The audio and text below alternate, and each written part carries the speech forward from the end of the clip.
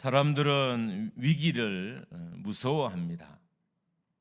사람들이 위기를 무서워하는 것은 위기 때문에가 아니라 위기로 인해서 일어날 일 때문에 위기를 무서워하는 것입니다. 위기가 무서운 것은 좋은 결말보다는 좋지 않은 결말이 가져올 가능성이 많기 때문에 사람들은 위기를 두려워하고 위기를 무서워하는 것입니다. 위기 자체도 무섭지만 위기가 가져오는 것들 때문에 위기가 두려운 겁니다. 위기로 인해서 죽음이라는 결말을 맞을 수도 있고, 위기로 인해서 사회로부터 영원히 매장당할 수도 있고, 위기로 인해서 사람을 잃을 수도 있기 때문인 거예요. 그래서 사람들은 위기를 두려워합니다. 야곱에게 큰 위기가 왔습니다. 형과 화해하기 위해서 야복강에 섰을 때와는 차원이 다른 위기가 야곱에게 닥쳤습니다. 야곱에게 형 에서도 무서운 존재였습니다. 왜냐하면 에서의 성격이나 또 에서와 야곱 관계에 있었던 원한의 문제나 그리고 에서의 군대들도 무서운 존재였어요. 하나님으로부터 답을 얻고 야복강을 건너게 됐고, 그래서 형과 화해하게 됐습니다. 아마 하나님의 답이 아니었으면 야곱도 형과 화해할 수 없었을 거예요. 밤새 기도하고 하나님으로부터 답을 얻었기 때문에 그가 야복강을 건너고 형과 화해할 수 있었을 것입니다. 그런데 에서와의 관계로 인한 위기와는 완전히 다른 위기가 야곱에게 왔습니다. 야곱의 아들들이 여동생 디나의 사건으로 인해서 세겜성에 있는 모든 남자들을 다 죽였기 때문인 거예요. 형 에서와의 감정의 문제는 풀면 돼요. 물론 그것도 어려운 일이긴 해요. 사람이 감정이 이렇게 엇갈리면 쉽게 풀려지진 않더라고요.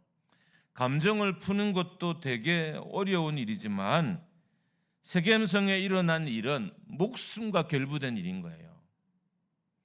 형 에서와는 그냥 감정을 불편하게 가지면 목숨을 유지할 수 있잖아요. 근데 세겜성에 일어난 일은 만약에 이게 사건이 커지면 아무도 목숨을 유지할 수 없는 절대절명의 위기에 야곱이 빠지게 된 것입니다. 야곱의 자녀들은 원수를 갚았다라고 생각할지 모르지만 실제로는 가나안 족속을 건드린 거예요. 그냥 세겜성에 있는 남자들만 죽인 게 아니라 가나안은 부족별로 나눠 있지만 실제로는 한 공동체인 거예요. 결국 가나안에 있는 모든 족속을 다 건드린 거기 때문에 이전과는 완전히 다른 목숨이 달려있는 위기가 야곱 공동체에 오게 된 것입니다. 형과의 문제는 가족 간의 문제였다면 이제는 민족과 그리고 문제가 발생한 거예요. 다른 말을 하면 전쟁이 일어난 거죠. 그냥 자잘한 감정의 문제는 시간이 지나면 풀리기도 하고 해결되기도 하지만 민족 간의 전쟁은 이게 풀릴 문제가 아니잖아요. 이미 자녀들이 몰살당했기 때문에 야곱에게 원수 갚을 것은 확실했어요. 이대로 있다간 한 명도 목숨을 건지지 못할 수 있었습니다. 그 절대절명의 위기에 야곱이 빠져 있을 때 하나님은 등장하셨고 야곱에게 말씀하셨습니다. 베델로 올라가라. 여러분, 우리가 알아야 할 것은 위기의 때에 하나님은 어떤 모습으로도 그 성도들의 삶에 동참하셔요. 단지 우리가 모를 뿐인 거예요. 하나님이 어떤 모양과 어떤 역사로 나와 함께 하셨고 내 가운데 거하셨다는 것을 여러분과 제가 모를 뿐이지, 하나님은 우리의 위기 가운데, 예수 그리스도를 주로 고백하는 하나님의 자녀들의 위기 가운데 어떤 모양으로든 반드시 함께 하신다는 겁니다. 그렇게 따지면 지금 여러분의 삶에 위기가 있다면 그 위기 가운데 하나님은 어떤 모양으로도 함께 계신 거예요. 그러니까 위기를 넘어서려면 나와 함께 계시고 나에게 말씀하신 하나님의 음성을 듣고 보게 된다면 우리가 위기를 넘어서게 되는 것입니다. 하나님은 지금 여러분의 삶 어딘가에는 등장하고 계십니다. 여러분의 가정에 위기가 있다면, 개인의 삶에 어려움이 있다면, 관계에 문제가 있다면, 삶에 큰 고난과 고통이 있다면 하나님은 어떤 모양으로든 지금 여러분 가운데 계실 것이고, 우리의 과제는 그 하나님을 빨리 발견해내는 거예요. 그게 하나님의 음성이라면 빨리 듣고, 그게 하나님의 마음이라면 빨리 깨닫고, 그게 하나님의 인도하시면 빨리 순종하는 일들이 우리에게 필요합니다. 야곱을 향한 하나님의 해결책은 뭐냐 하면 베델로 오라가라는 거예요. 근데 문제는 지금 있는 야곱이 있는 이 지역과 베델은 더 가나안의 중심부인 거예요. 여러분, 위기를 넘어설면 위기로부터 더 멀리 달아나야 정상인 거잖아요.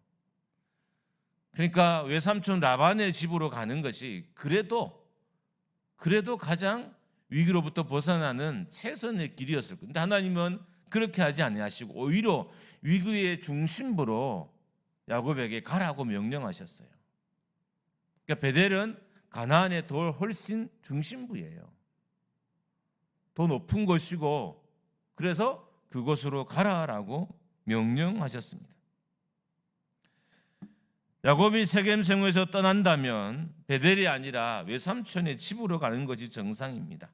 그런데 하나님은 위기를 맞은 야곱에게 위기의 대책으로 내놓으신 것이 중심부로 가라는 거예요. 문제의 중심부로 더 큰 위기 가운데로 가라는 거예요. 달아나지 말고. 이게 하나님의 해결책이었습니다. 하나님이 대책으로 주신 것은 대책이 아니라 더 큰 위기 앞에 서는 것이었습니다. 왜 그러셨을까요?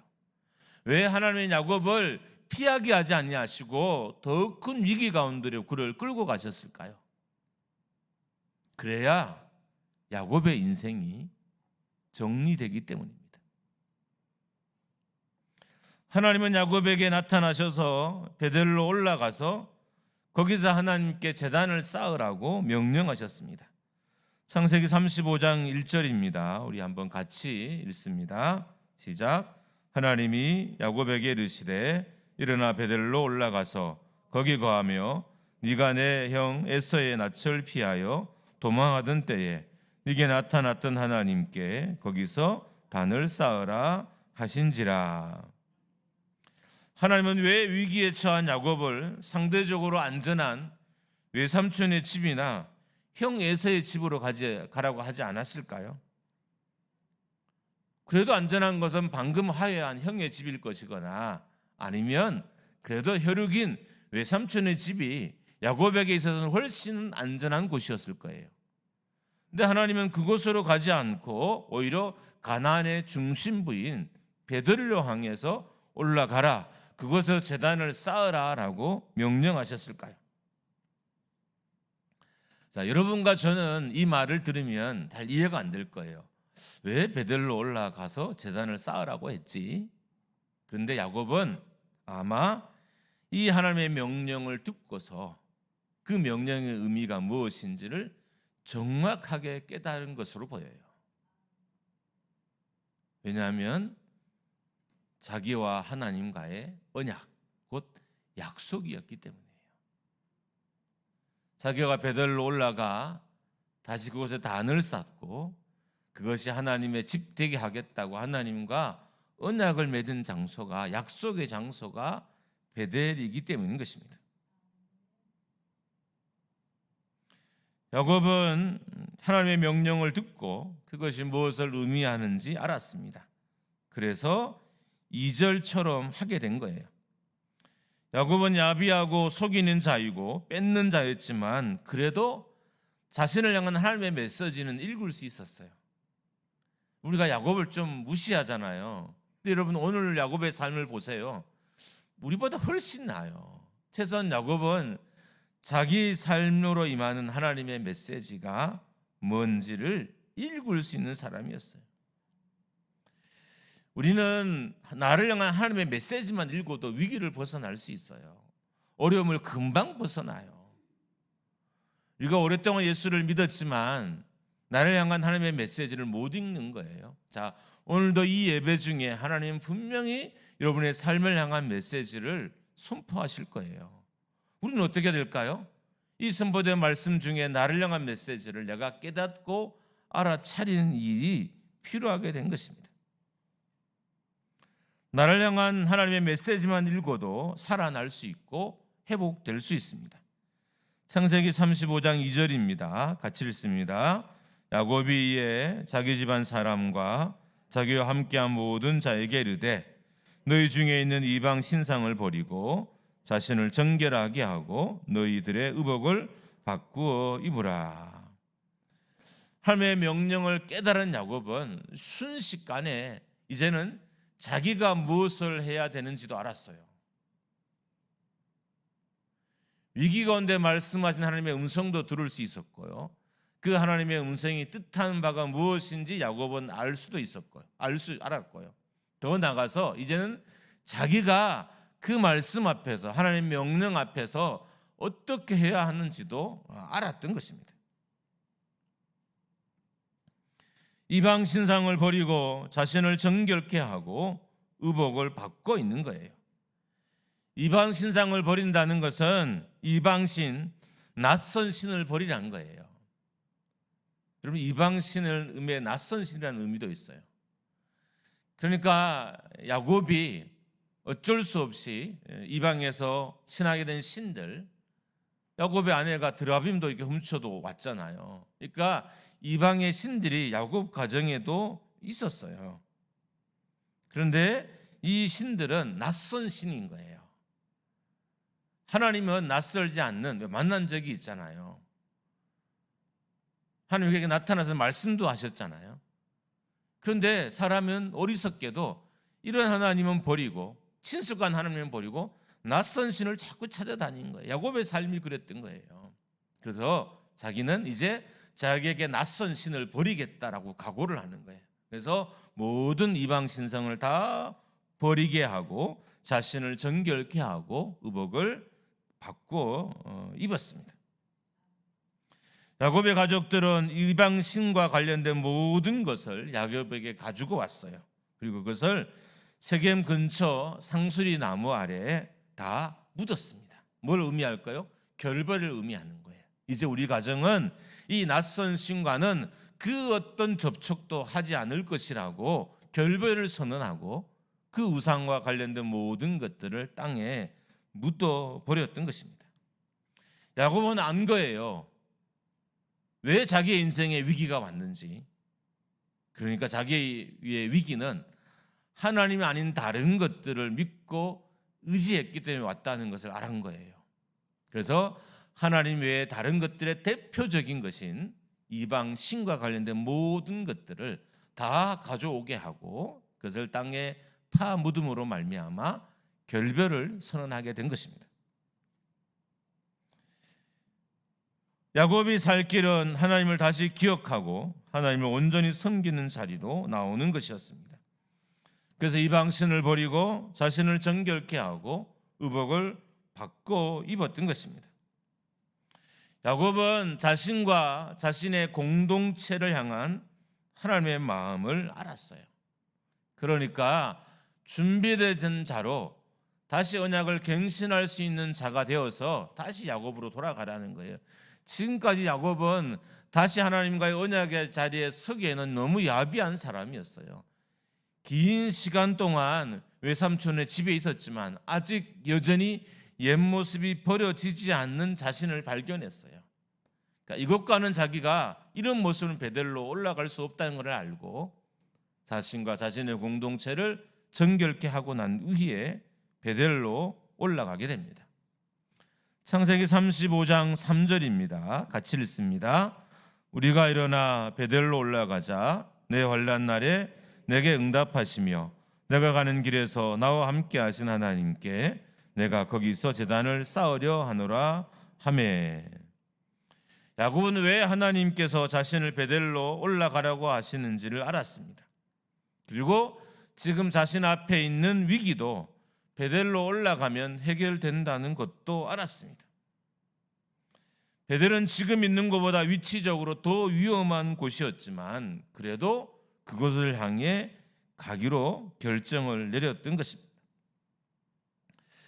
여러분, 우리가 과거를 덕지덕지 달고서는 하나님의 일을 할 수 없어요. 하나님과 만나기도 어렵고 하나님의 일도 하기 어려워요. 하나님이 야곱에게 바란 것은 인간 이스라엘이 아니라 정말 영적 이스라엘이 되어서 하나님의 앞에 등장하기를 기도했던 거예요. 기다리셨던 거예요. 그래서 그에게 이스라엘의 이름을 주고 이제 이 사건 이후에 정말 이제 이후로 야곱이 이스라엘로 불리기 시작해요. 그러니까 하나님은 이 야곱이 과거를 덕지덕지 달고서는 이 하나님께 언약을 맺고 이 언약의 사람으로 살 수 없다는 것을 아셨어요.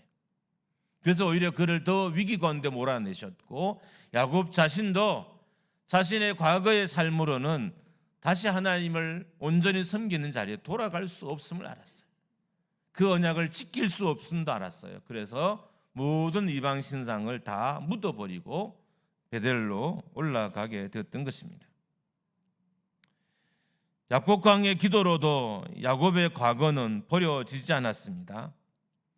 야곱에게서 이스라엘이라는 이름을 얻었지만 진짜 이스라엘은 되지 못했습니다. 왜냐하면 과거가 정리되지 않았기 때문입니다. 정리되지 않는 야곱의 과거는 야곱을 더 큰 위기로 몰아넣었어요. 그래서 베델로 가지 않고 세겜으로 갔던 것입니다. 야곱과 그의 아들들의 인간적인 삶은 더 큰 위기를 가져왔고 결국 목숨까지 위태로운 가족이 몰살당할 위기에 빠지게 되었던 것입니다. 한번 따라하겠습니다. 정리되지 않은 삶은 위기를 만듭니다. 할렐루야. 정리되지 않은 삶은 성도의 삶은 교회도 안에서도 위기를 만들고 정리되지 않은 성도의 삶은 자신의 삶의 위기를 만들어요. 여러분, 대부분 위기는 내가 만든 것이지 남이 준 게 아니에요. 우리는 이렇게 생각해요.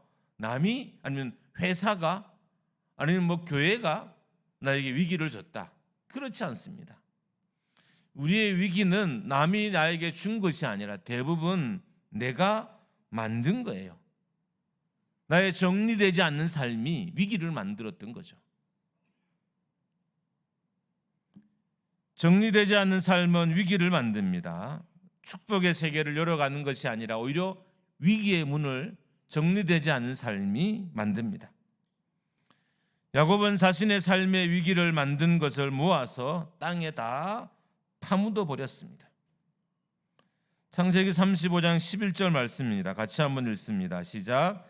하나님이 그에게 이르시되 나는 전능한 하나님이라 생육하고 번성하라. 한 백성과 백성들의 총회가 네게서 나오고 왕들이 내 허리에서 나오리라. 야곱이 과거를 정리하자 하나님께서 야곱에게 축복의 말씀을 선포해 주신 거예요. 그러니까 이 베델에서 하나님이 예전 에서를 피해 달아날 때 하나님의 축복의 말씀이 이제 다시 베델로 돌아왔을 때 그대로 야곱에게 선포되는 것을 볼 수 있습니다. 형 에서에서 빼앗았어. 이 축복은 형의 축복이었어요. 근데 형에게 빼앗은 거잖아요. 지금까지는 빼앗은 축복이었어요. 과거가 정리되지 않을 때까지는, 그가 다시 베델로 돌아오지 않을 때까지는 야곱의 축복은 남에게서 빼앗은 축복이었어요. 근데 야곱이 과거를 다 정리하고 베델로 돌아오자, 다시 베델로 단을 쌓기 시작하자 하나님은 이제는 그 모든 축복을 이제는 진짜 야곱의 축복으로 만들어 주신 거예요. 놀랍지 않나요? 과거가 정리되지 않으면 새로운 삶도 시작할 수 없고 새로운 사역도 시작되지 않습니다. 정리되지 않는 과거는 과거만 계속 되풀이하게 해요. 지금 여러분의 삶에 과거가 계속 되풀이되고 있지는 않습니까? 우리 가정에 옛날에 있었던 문제가 또 되풀이되고 내 어릴 때 있었던 문제가 또 내 삶에 지금 되풀이되고, 내가 젊었을 때 내가 있었던 문제가 지금 계속 반복되고 일어나지는 않습니까? 바로 과거가 정리되지 않았기 때문이에요. 과거가 정리되지 않으면 과거만 되풀이되는 거죠.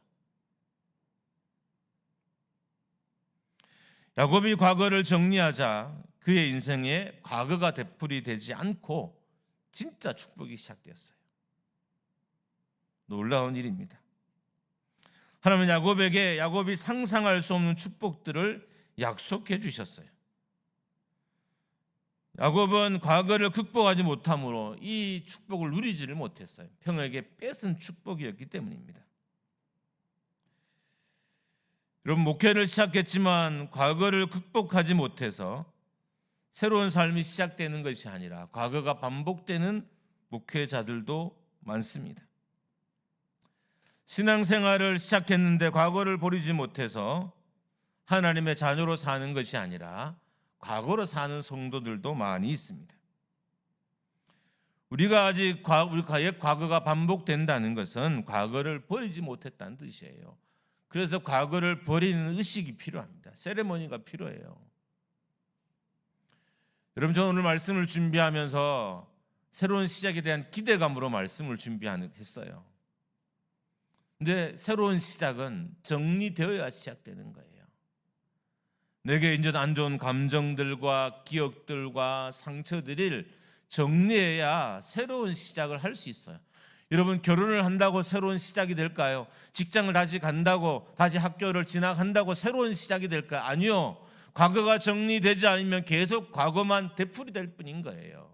그냥 모양만 새로운 시작으로 보여질 뿐이지 실제로 그 안에 일어나는 모든 양상은 과거의 형태 그대로인 거예요.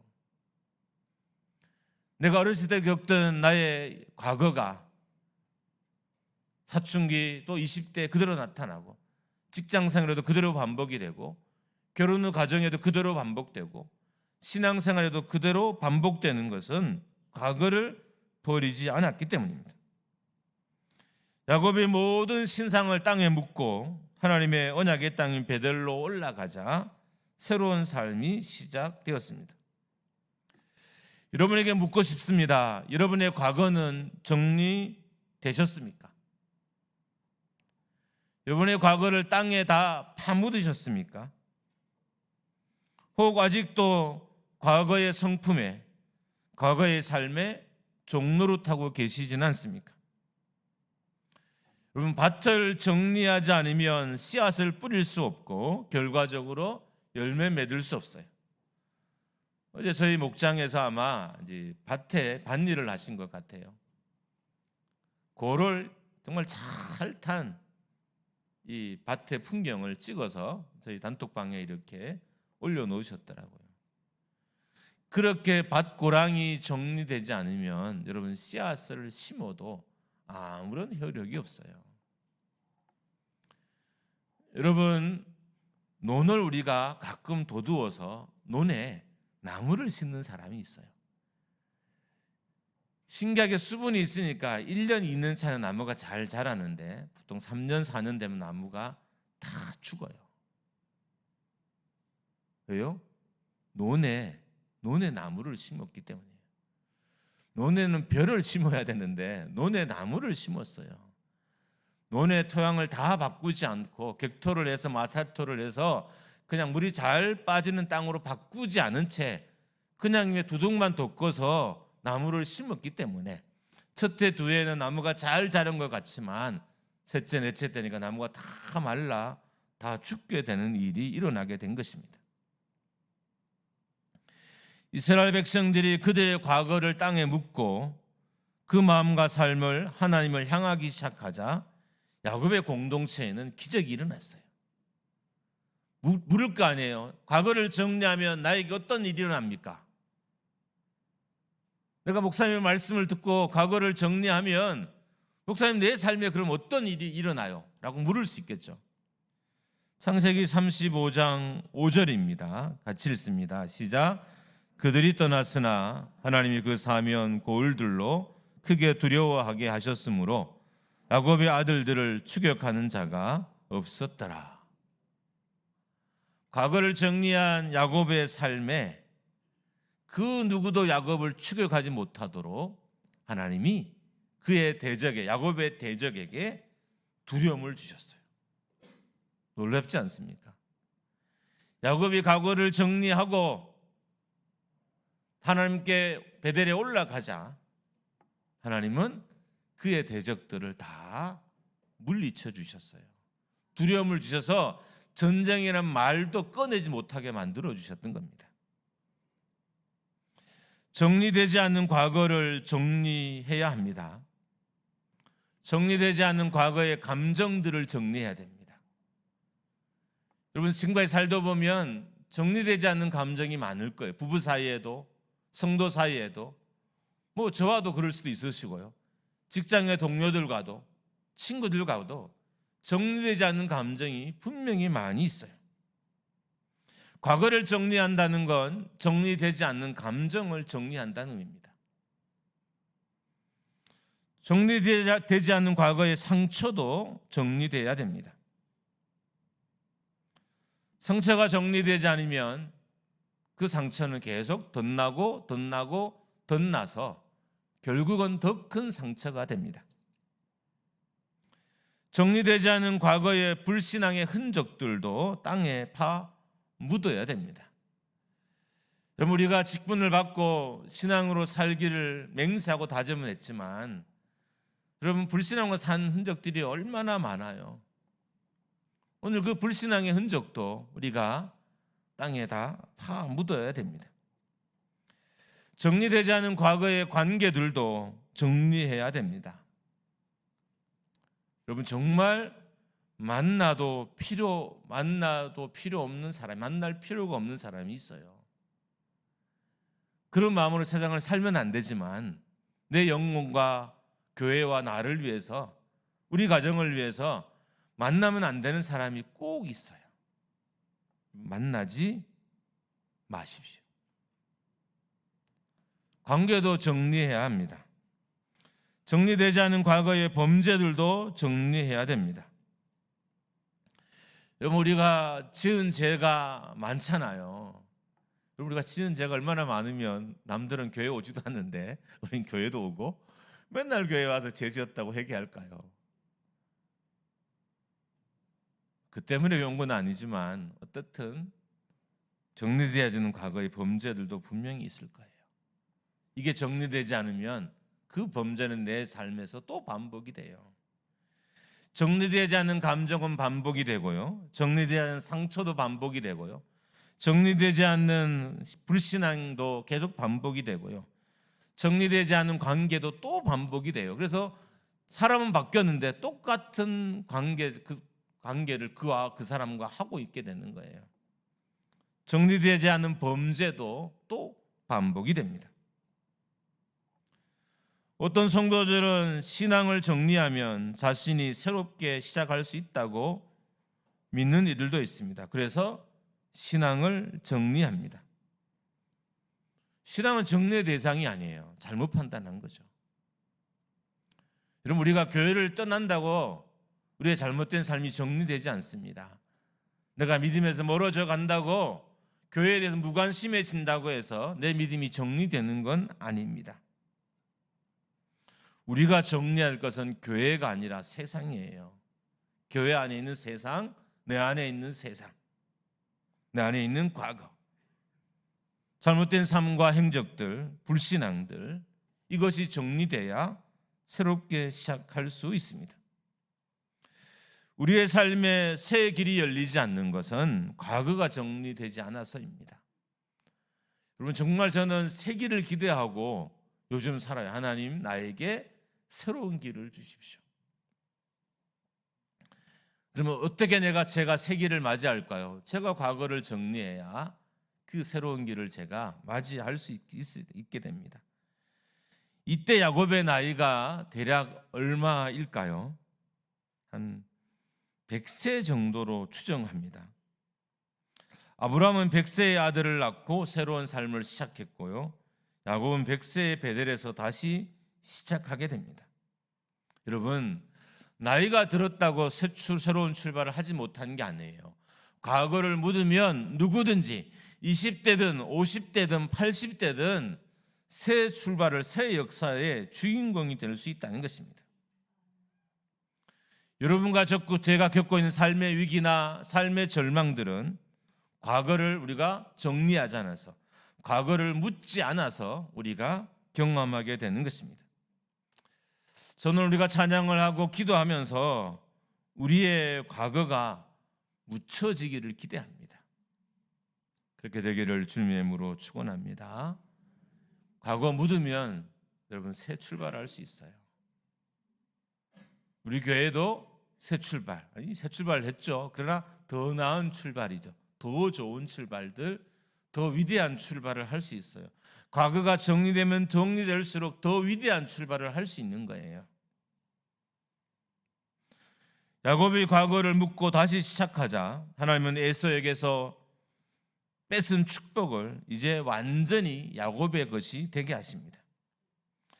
우리는 다시 시작하기 위해서 직장을 옮기고 교회를 옮기고 가정을 다시 꾸미고 관계를 다시 맺습니다. 다른 장소를 찾고 다른 사람을 찾고 다른 일을 찾습니다. 그런다고 해서 새로운 삶이 시작되지는 않습니다. 과거를 정리해야 새로운 삶이 시작됩니다. 여러분에게 임할 축복을 발목 잡는 여러분의 과거를 정리하셔야 됩니다. 여러분, 오늘 말씀을 통해서 너의 과거를 정리하라는 하나님의 음성이 여러분의 귀에 들려지기를 주님의 이름으로 축원합니다. 야곱에게는 베델로 올라가서 하나님께 제단을 쌓으라는 소리를 하나님께서 들려주셨고, 오늘 하나님 여러분과 저에게 야곱에게 들렸던 소리와 같은 종류의 소리를 또 들려주실 거예요. 그럼 우리는 이 소리를 들어야 돼요. 듣고 과거를 정리하고 그래야 새 삶, 새 출발을 할 수 있게 되는 것입니다. 여러분, 인생의 열매를 맺고 싶죠. 열매도 과거가 정리돼야 맺어줄 수 있는 거예요. 멋진 사역을 하고 싶지 않습니까? 과거가 정리돼야 멋진 사역을 할 수 있어요. 그런데 우리는 정리되지 않는 과거로 무엇을 할 수 있다고 생각하고 그것을 미련스럽게 붙들고 다녀요. 제가 덕지덕지란 단어를 썼죠. 가끔 유기견들이죠. 유기견들이 구미에서는 잘 못 지만 저희 시골이나 이런 데는 많더라고요. 그래서 들깨가 되고, 근데 이 개들이 이 털들이 제때 이렇게 비껴지지 않으니까 그 털과 뭐 오물질이 묻어서 막 덕지덕지.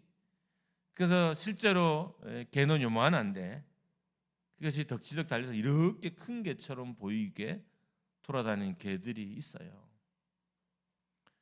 그 덕지덕지 붙은 그 과거의 흔적들은 이 강아지를 자라지도 못하게 하고요. 오히려 병이 들어서 죽게 하더라고요. 누군가 이 강아지를 구조해서 모든 걸 잘라내면 이 강아지는 새 털이 나고 다시 시작하게 되는 겁니다. 새 역사는, 새 출발은 과거가 정리된 가정에서, 공동체에서 시작되게 됩니다. 오늘 우리가 이 하나님의 음성을 다 듣기를 주님의 이름으로 축복합니다. 함께 찬양하겠습니다. 속죄하신